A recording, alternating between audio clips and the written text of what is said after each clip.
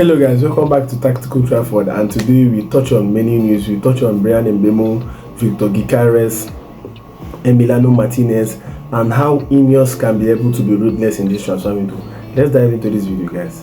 So guys, the first story we'll be going into today is the Bryan Mbeumo story. You know, this is the player that Manchester United wants to buy next before we buy the top striker. As was reported yesterday by Jacobs, Ben and Fabrizio Romano, it was made known that the first bid of 45 million plus 10 million in add-ons, which is a 55 million package, was rejected by Brentford. They want a similar package of the Matheus Cunha deal. We all know that we triggered a 62.5 million release clause for Matheus Cunha from Wolverhampton Wanderers, and this is the similar package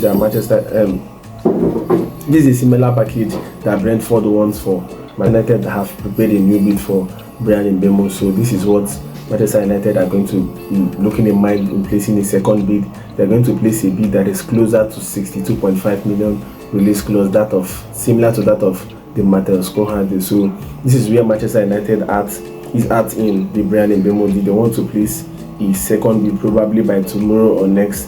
The Bryan Mbeumo second bid is going to go in, and probably by this time next week, Manchester United will be looking to wrap up the Bryan Mbeumo deal and then move on to buy a top striker. So the second news you are going to be going into today is the Emiliano Martinez deal. So it has been going around, a lot of reports have been going around about Emiliano Martinez and Manchester United for a recent time. Throughout last week, the news was all over the media that Manchester United wants to buy a new goalkeeper. Manchester United wants to get rid of Onana and get a new goalkeeper, and that's actually fair given the recent performances of Onana. You could argue that in the first half of last season, Onana really had a good season, but from the second part of last season, he didn't really do well. So Manchester United is looking to move on from Onana. Ruben Amorim wants to get his own goalkeeper, which is actually very nice because Onana has really cost us a lot of drama. So it's time to actually move on. That's what ambitious clubs do. So Manchester United will be moving on from Onana, and one of the keepers that Manchester United are looking at is Emiliano Martinez. Not just Emiliano Martinez, but Milinkovic-Savic from Torino. So this is the two keepers so far, even though Fabrizio Romano said that Manchester United are going for a lot of goalkeepers, but this is the two names that we actually know in the media. And actually I would like Emiliano Martinez for Manchester United. Then Jacobs reported that Manchester United is going to get a new goalkeeper, but their initial strategy was to get like a second goalkeeper that's going to compete with Onana. But I think that strategy is going to be in the bin right now because Manchester United is going to get a starting number one for next season. And he also reported that the initial price for Emiliano Martinez was £40 million, but they'll be looking to do a deal between 25 to 30 million pounds. And from the news coming out recently about the PSR, Aston Villa is one of the Premier League clubs that are in deep trouble in the PSR. They have like 15 million in their PSR. Even Burnley has like 20 million. So Burnley even has more cash than Aston Villa in PSR. So they'll be looking to cash in on most of their big players to be able to actually be ambitious in the transfer window, because we all know that they qualified for the Europa League.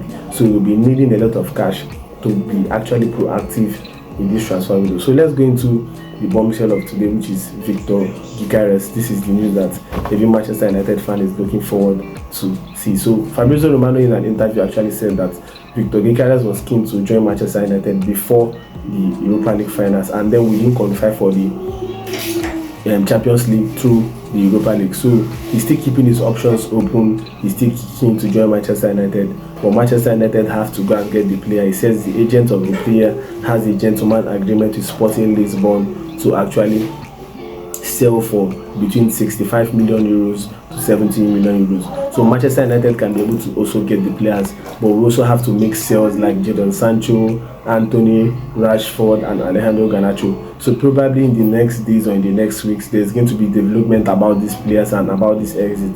Then Manchester United can be able to jump into the Viktor Gyökeres deal. But for now, Manchester United is looking to wrap up the second deal of the transfer window, which is actually Bryan Mbeumo, which is actually nice. If we wrap up Bryan Mbeumo and then we get a good top 9, then we'll be looking to strengthen other positions by sales, which is actually nice. So let's move over to the next topic of this video. We want to talk about how Ineos can be really ruthless in this transfer window.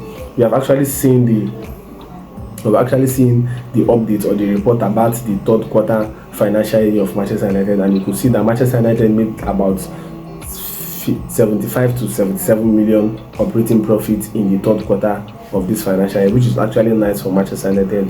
Ineos have tried to create like a stability outside the pitch using the cost-cutting measures or the redundancy measures. Manchester United have been able to cut a lot of costs. We have been able to lay off like 650 workers. Manchester United are trying to create like a stability and a culture outside of the pitch. So Ineos have done well. They have tried to make Manchester United to make profit for the first time after the COVID-19. So Manchester United actually is now doing well outside the pitch. So one of the ways I feel Ineos should be very ruthless in this transfer window is selling players that have been in the club for a very long time. You have players like Luke Shaw. I think Luke Shaw is going to go into his 11th season in the Manchester United. He has not really started for 2 years. He has not been consistent. After the Europa League finals, he got injured. So we don't really need players like this in Manchester United. We need players that can be able to be competitive, that can help the squad, that can elevate the squad, that can improve the squad. So I think there are a lot of players that should not really be in Manchester United by next season, like Onana, like Højlund. Inter Milan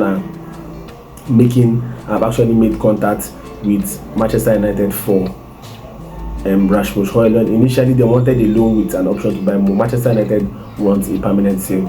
And the Mail Sport just reported this morning that Manchester United have received a formal contact for Rasmus Højlund from Inter Milan. So let's keep an eye also on Rasmus Højlund, because he might be one of the players that will be leaving Manchester United. And Manchester United has valued him for £40 million.